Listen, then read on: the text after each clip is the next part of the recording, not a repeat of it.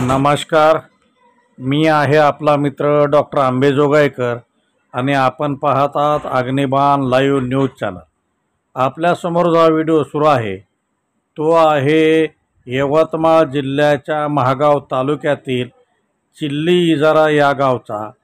आणि चिल्ली इजारा या गावामधील सदन कास्तकार पांडे यांच्या शेतामध्ये 1 करोडच्या आसपास चोरी डाका पडलेला आहे। 9 जूनच्या मध्यरात्री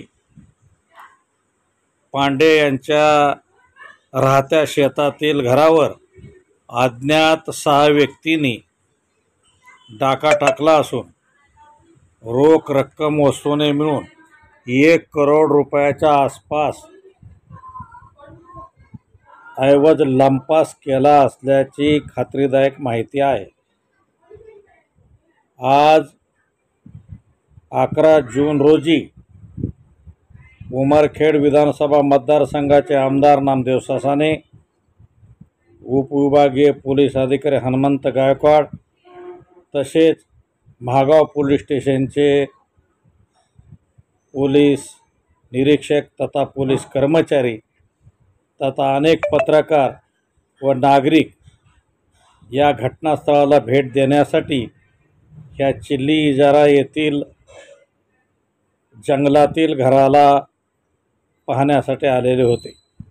वास्तविक पाहता आजच्या आधुनिक जगामध्ये कुणीही जंगलामध्ये घर करून राहत नाही, परंतु सदन कास्तकार आणि सुशिक्षित घराणे असताना सुद्धा पांडे कुटुंबीय मात्र जंगलामध्ये गावापासून 3 किलोमीटर अंतरावर जंगलामध्ये असलेल्या घरामध्येच राहत होते।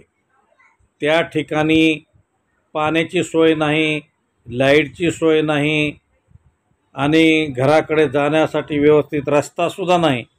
अशा अवस्था असताना सुद्धा हे सुशिक्षित कुटुंब जंगलामध्ये का राहते हा सुद्धा एक शोधाचा विषय आहे।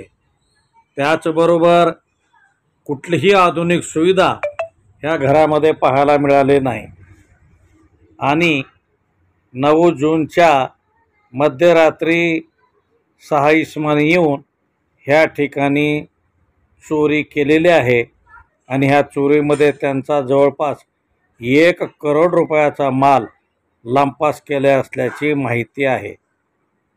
आणि या ठिकाणी आज विभागाचे आमदार नामदेव ससाने यांनी भेट देऊन लवकरात लवकर चोरीचा छडा लावावा अशा सूचना केलेल्या आहेत। यावेळी ज्येष्ठ पत्रकार डॉक्टर आंबेजोगाईकर, विजय कदम, पत्रकार मुनेश्वर तसेच अनेक पोलीस कर्मचारी आणि नागरिक या ठिकाणी उपस्थित होते। परंतु सगळ्याच्या तोंडून एकच विषय निघत होता, तो म्हणजे आजच्या आधुनिक काळामध्ये हे कुटुंब इतके जंगलामध्ये कसे राहतात, ह्याच्या मागचं गुपित काय असेल। कारण काही असो, परंतु ह्या शेतकऱ्याच्या घराची चोरी झालेली आहे आणि ह्या चोरीचा लवकरात लवकर छडा लावावा अशी अपेक्षा नागरिकांनी व्यक्त केलेली आहे। कारण अतिशय घनदाट जंगलामध्ये हे कुटुंब राहत असताना त्यांना जंगली प्राण्याची भीती कशी वाटत नाही याची सुद्धा लोकांना एक उत्सुकता होती।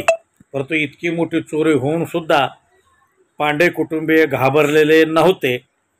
परंतु चोराने त्यांना कुणाला सांगाल तर जीवाने मारण्याची धमकी दिल्याची गोष्ट मात्र त्यांनी पत्रकारासमोर पोलिसाला सांगितलेली आहे।